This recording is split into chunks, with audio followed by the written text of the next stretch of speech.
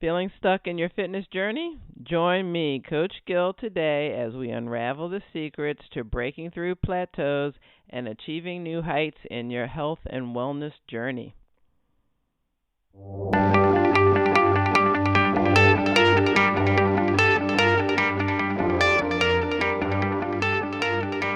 Hey, everybody. Welcome to another episode of Build Your Body and Mind podcast. I'm your host, Coach Gill, and today's topic is one that many of us can relate to: navigating fitness plateaus. Whether you're trying to shed those last few pounds, gain muscle, or improve your endurance, hitting a plateau can be frustrating. But fear not. I've got expert insights and strategies to help you push through and reignite your fitness flame. Stick around for the next 15 to 20 minutes as I dive deep into this common challenge and explore effective ways to overcome it. So, let's start out. First, do we even know what a plateau is, a fitness plateau? Well, what is it?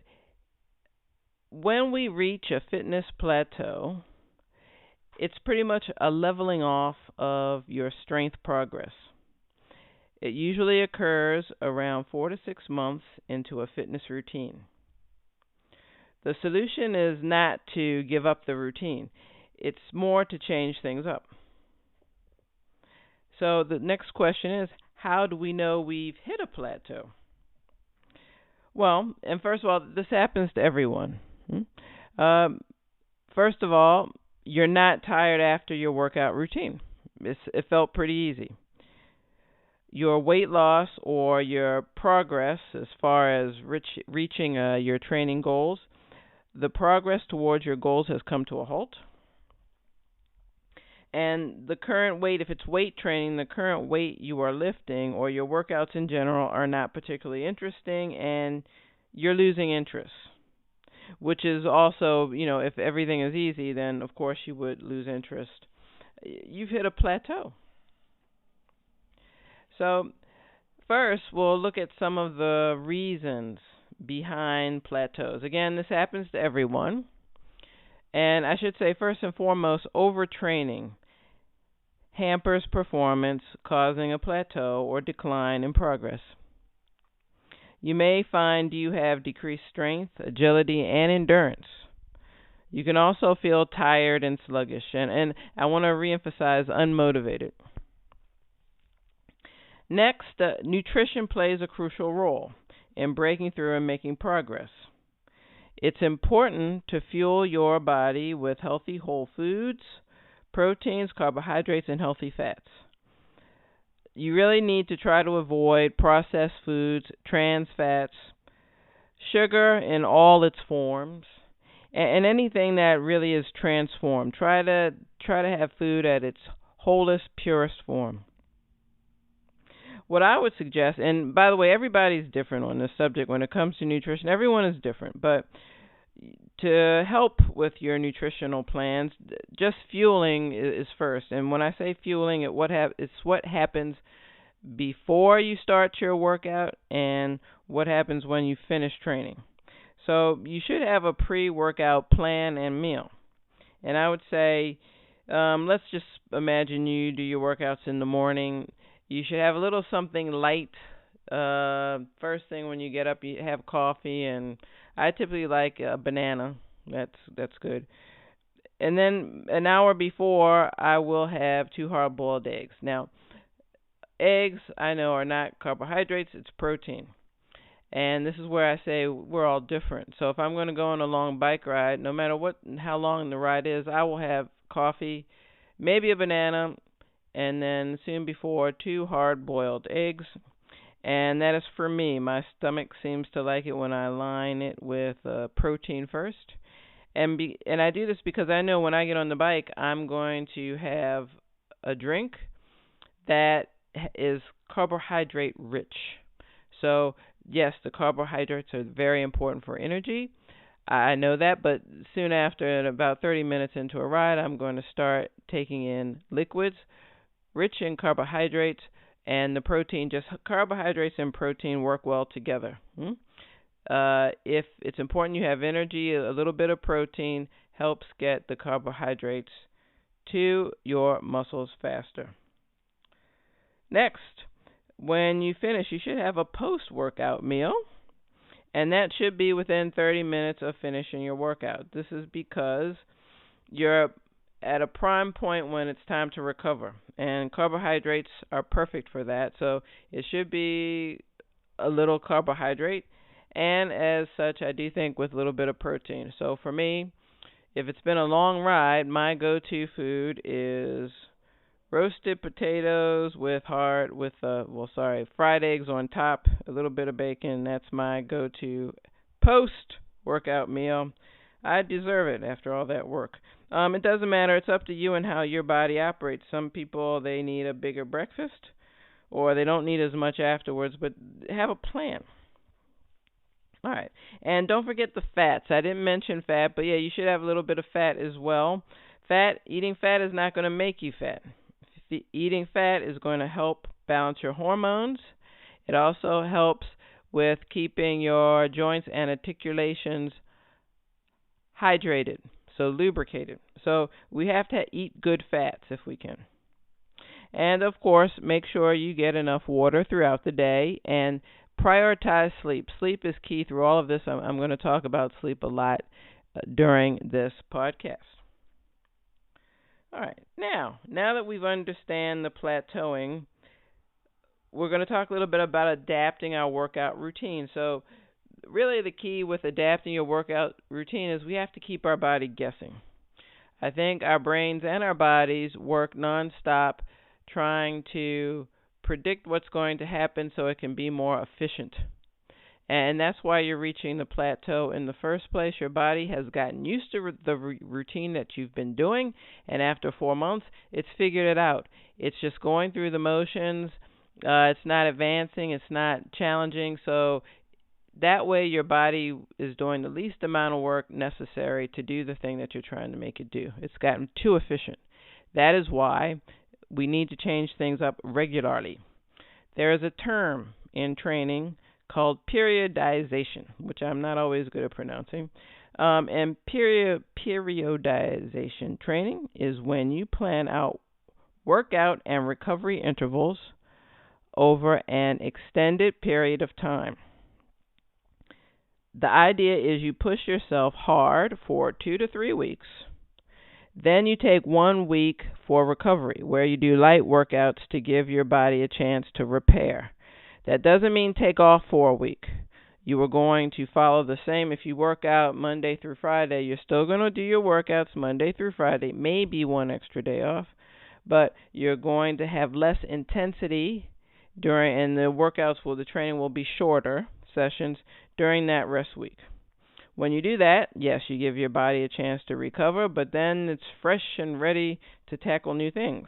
So then after that recovery week, you're going to have another block of 2 to 3 weeks where you'll work hard and you will progress.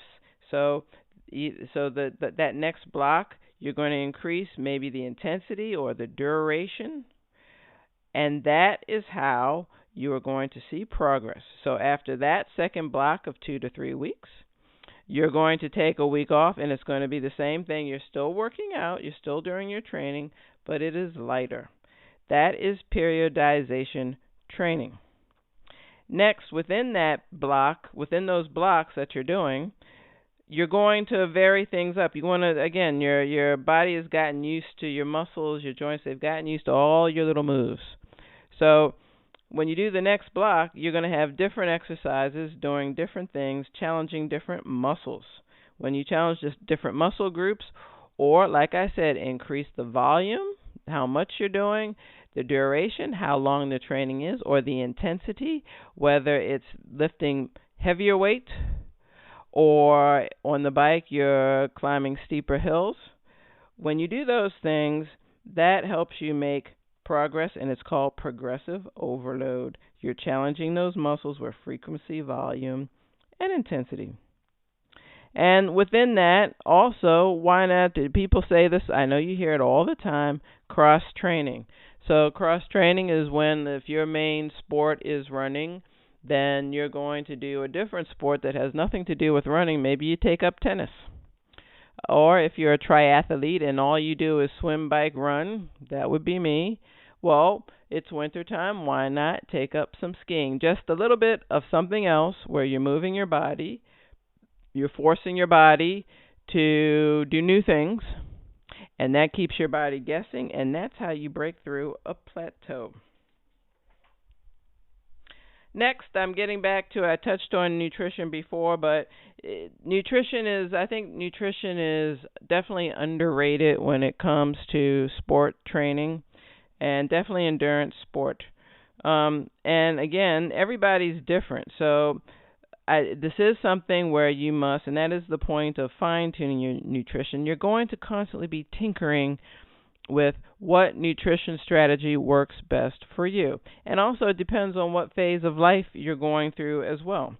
So you're basically, I guess every month you evaluate and adjust your caloric intake according to how much sport you're doing, or how little sport you're doing, and how your progress are going, or lack of progress.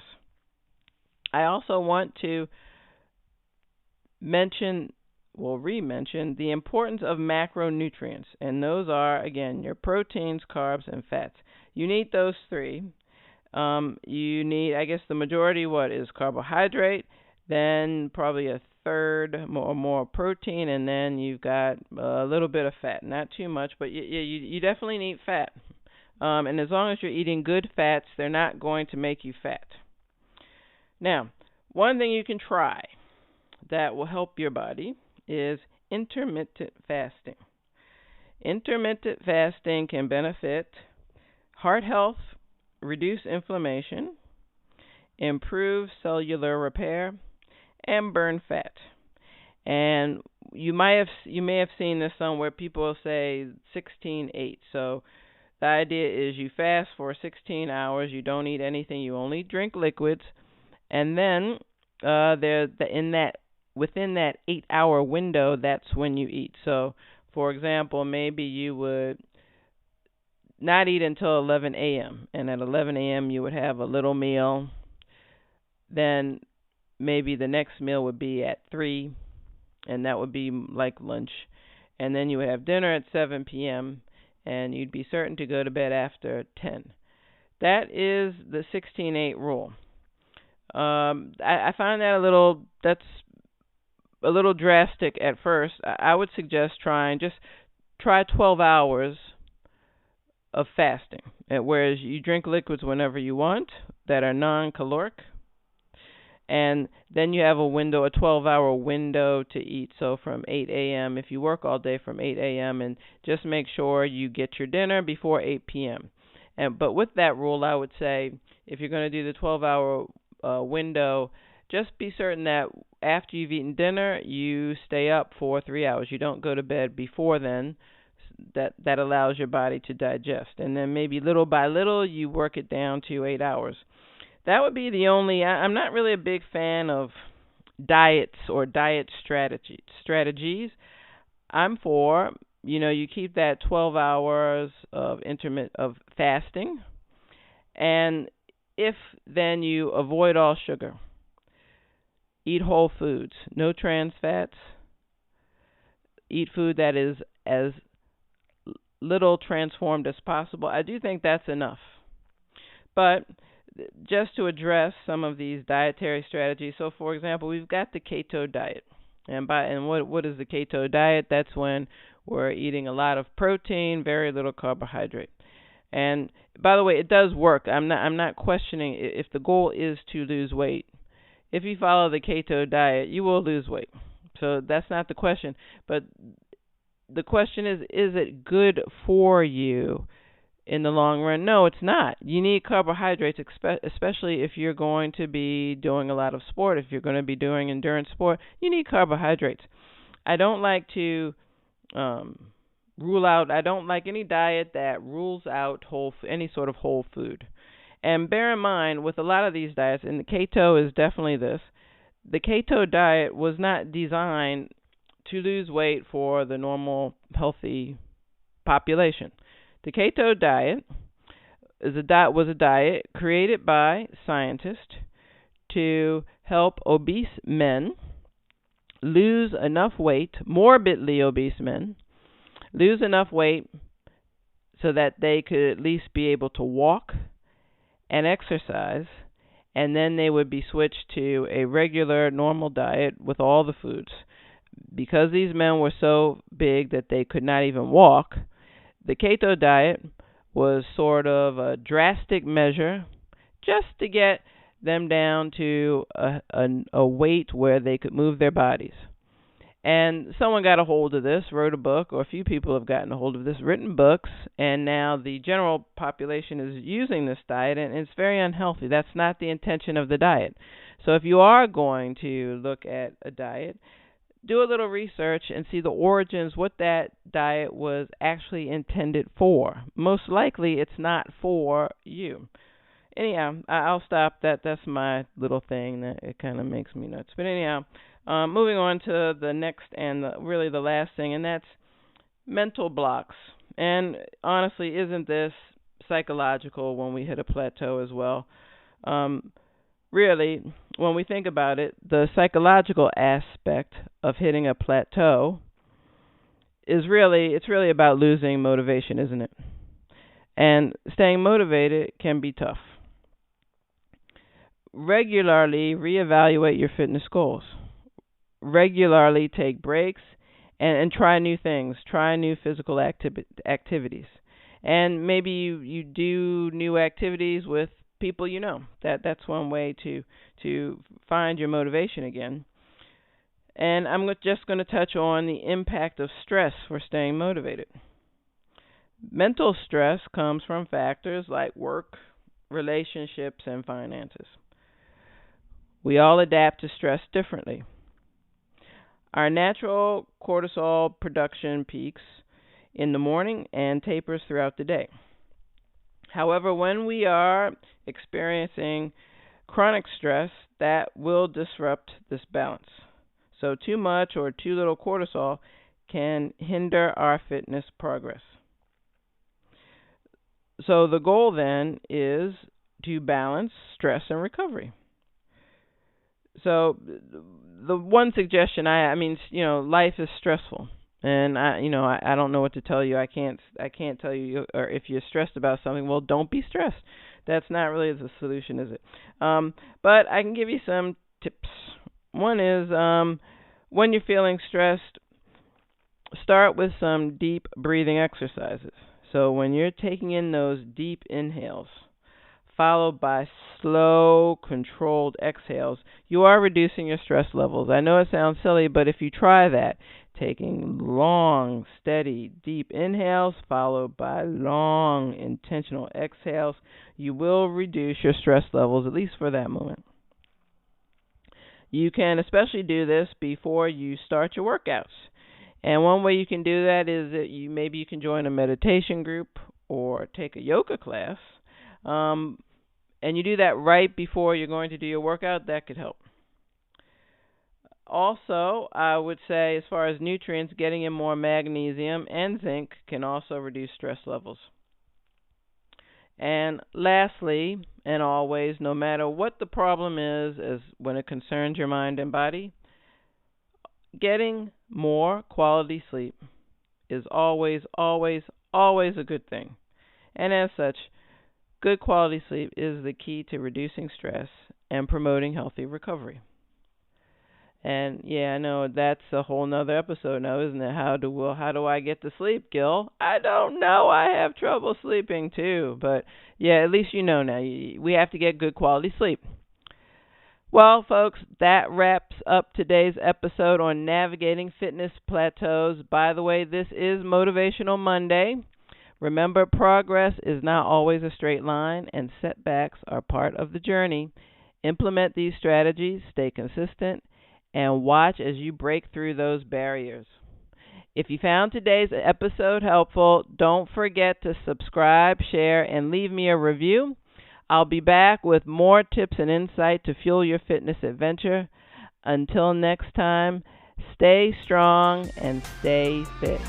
I'll catch you later. Bye-bye. Bye.